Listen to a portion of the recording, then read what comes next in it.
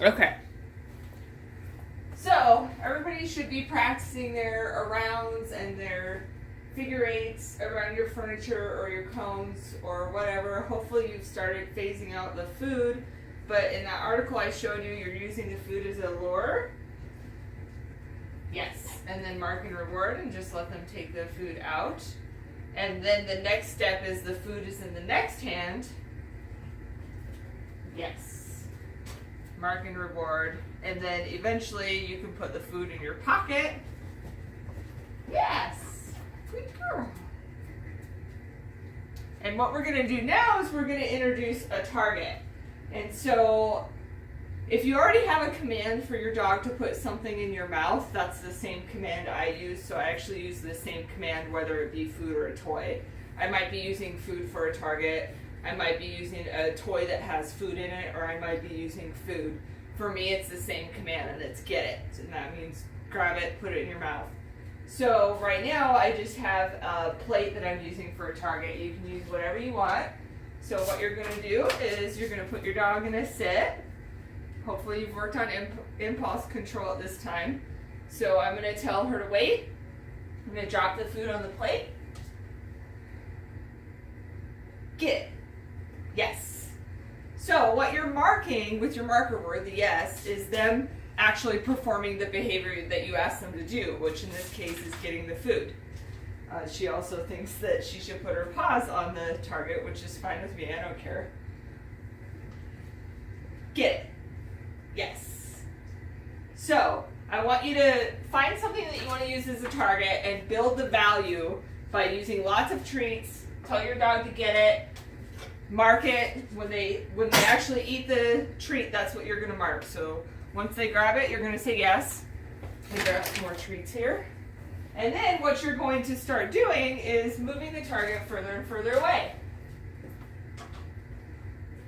This is where you need impulse control. So if you don't quite have that yet, you'll have to ask somebody to help you out and restrain your dog. What I want you to do is start practicing drawing the path to that target. So remember when we talked about upper body and lower body matching.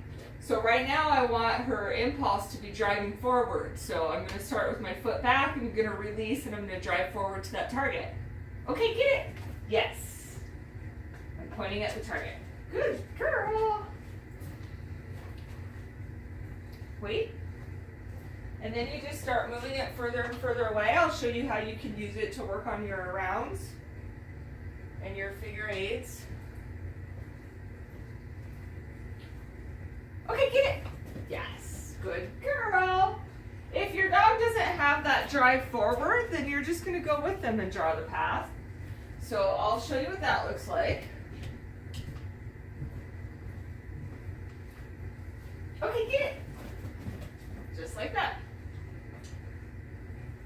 So you can use the target now to work on your rounds and your figure eights.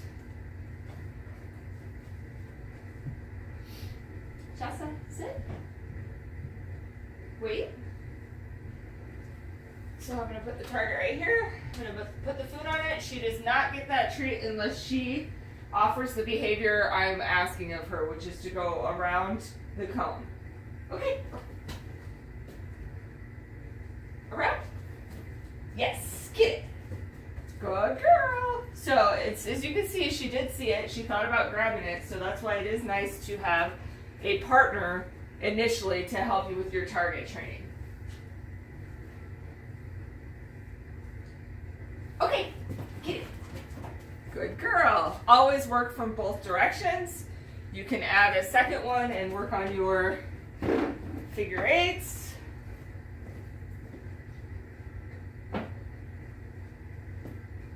Yeah. Wait. Leave that right there. Okay. Yes, good girl. Good job. Good girl, Sass. If you have any questions, sit.